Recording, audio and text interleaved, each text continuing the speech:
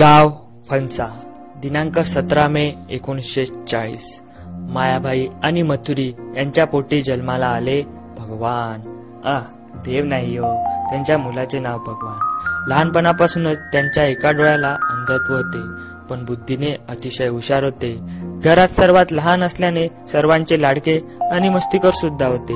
एका डोळ्याने अंध असल्याने आईला मुलाचे पुढे काय होईल याचीच चिंता. आई व बहिणीच्या प्रोत्साहनाने वयाच्या 7व्या वर्षी त्याने फणसाच्या गुजराती प्राथमिक शाळेत प्रवेश घेतला. शाळेतून शेतात जाऊन मडक्यात पापडीच्या शेंगा वाफवून खाणे हे त्यांना फार आवडायचे आणि अजूनही ते त्यांना फार आवडते. त्या शाळेत त्यांनी 7वी पर्यंत शिक्षण घेतले. याच दरम्यान वयाच्या 11व्या वर्षी त्यांच्या बाबांचे छत्र त्यांच्या डोक्यावरून गेले. घराची परिस्थिती फार बिकट झाली. घराची जबाबदारी मोठ्या भावावर आली. एका डोळ्याने अंध असल्यामुळे शिक्षण घेऊन चांगली नोकरी करण्यापलीकडे त्यांच्याकडे दुसरा पर्याय नव्हता. म्हणून पुढील शिक्षणासाठी ते सरीगाव येथे शिकायला गेले. तेथील 4 वर्षे त्यांनी आदिवासी बोर्डिंग मध्ये काढली, पण एवढी मेहनत करून सुद्धा ते एसीसे पास होऊ शकले नाही. शेवटी घराची जबाबदारी उचलण्यासाठी ते घरी आले. 26 मे 1960 ला त्यांचा विवाह उंबरगावच्या वेणू नावाच्या एका सुंदरशा मुलीशी जोडीला झाला. एवढे शिकून सुद्धा त्यांना नोकरी मिळत नव्हती, पण घर चालवण्यासाठी पैशाची गरज होती. त्यासाठी त्या काळी एवढे शिकलेले असताना सुद्धा टाटा ब्लाइंड या अंध मुलांच्या शाळेत असिस्टंट कुकर म्हणून त्यांनी 2 वर्षे काम केले. तेथे त्याने जवाहरलाल नेहरूंना प्रत्यक्षात जेवण सुद्धा वाढले. ही एक चांगलीच गोष्ट झाली. नंतर पुढे 4 वर्षे त्यांनी एका शाळेत पिऊनची नोकरी केली. तेथे त्यांना एका शिक्षकाने पुन्हा एसएसएलए बसण्यास प्रोत्साहन केले आणि ते बसले आणि पास सुद्धा झाले. आता शेवटी नोकरी मिळणे पक्केच होते. शेवटी त्यांना 18 ऑगस्ट 1962 ला त्यांना सफाळेला शिक्षक म्हणून नोकरी मिळाली. पण कशात? मराठी शाळेत. ज्याने आपले शिक्षण गुजरातीत केले त्याला मराठी शाळेत नोकरी फार अवघड होते, पण ते डगमगले नाही. त्यांनी आपली जिद्द सोडली नाही. लगेचच त्यांना ब्रेक मिळाला व नंतर पुन्हा सातपाटीला बदली झाली व पुन्हा ब्रेक. असे अनेक ब्रेक घेता घेता गाडी पुढे चालली होती. नंतर 1966 ते 1947 ला ते एका कॉलेजमध्ये ट्रेनिंगसाठी गेले. तेथे 1 वर्षाच्या ट्रेनिंग नंतर त्यांची बदली भाईंदरला झाली, ती कायमचीच. पण भाईंदरला राहणार कुठे, म्हणून 8 रुपये दराने एका भाड्याच्या खोलीत घेऊन तेथे राहून त्यांनी आपला संसार सुरू केला.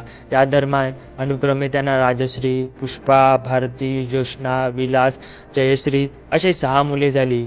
घराची परिस्थिती फार तुकट झाली. कमावणारा 1 व खाणारे 7 जण आणि त्याचबरोबर त्यांच्या पत्नीचे आजारपण. डहाणू ते चर्चगेटमध्ये असे कुठलेही हॉस्पिटल नसेल जिथे त्यांच्या पत्नींना ऍडमिट केले नसेल. महिन्यात एकदा तरी ऍडमिट असलेच पाहिजे आणि पगार तो फक्त 155 रुपये. एवढ्या रुपयात घर चालणे, औषधाचा खर्च सर्व हिशोबाच्या बाहेर होत चालली होते. म्हणून त्यांनी एक्स्ट्रा क्लासेस सुरू केले. सकाळी 7:30 ला घरातून बाहेर पडायचे, ते 8-9 वाजता थकून घरी यायचे. तरी सुद्धा त्यांनी आपला जीवन संघर्ष चालूच ठेवला.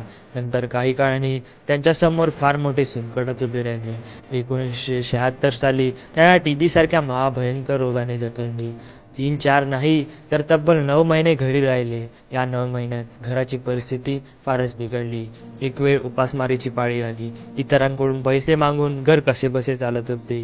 अशा वेळी त्यांच्या मोठ्या भावाने त्यांना आर्थिक व इतर मदत केली, हे ते कधी विसरले नाही.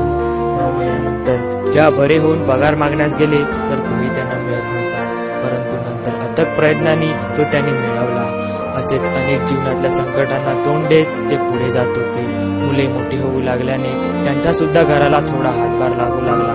नंतर 1994 ला ते शेवटी शाळेचे मुख्याध्यापक झाले. 1998 ला त्यांना रिटायरमेंट मिळाली.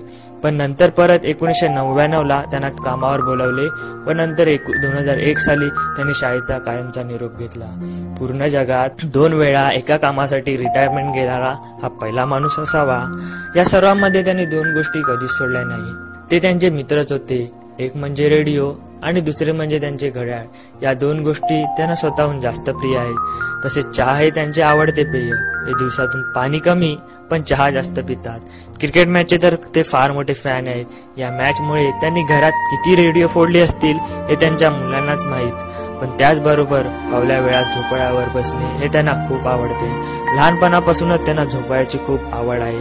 त्यासाठी ते काय काय करतात हे त्यांनाच माहीत। असे हे भगवान मास्तर आपल्या जीवनात आपल्या कर्तव्याप्रती प्रामाणिक राहिले, नेहमी लोकांशी विनम्रतेने वागले, कधी कोणाची फसवणूक नाही किंवा कोणाशी भांडण नाही, म्हणून आजही त्यांना खूप मान आहे। त्यांचे शरीर जरी वृद्ध असले तरी त्यांचे मन तरुणच आहे। अजूनही नवीन ठिकाणी त्यांना फिरायला खूप आवडते, त्यांची इच्छाशक्ती अजूनही तशीच आहे। अशा प्रकारे आपल्या अंधत्वाला आपली कमजोरी न बनू देता माणूस शिक्षणाने आणि परिश्रमाने मोठा होऊ शकतो हे त्याने करून दाखवले। अशा कर्तव्यपरायण माणसाला सर्व कुटुंबांचा मानाचा मुजरा, त्यांचे उरलेले आयुष्य आनंदाचे चांगले सौष्ठवाचे जावे ही प्रभूचरणी प्रार्थना।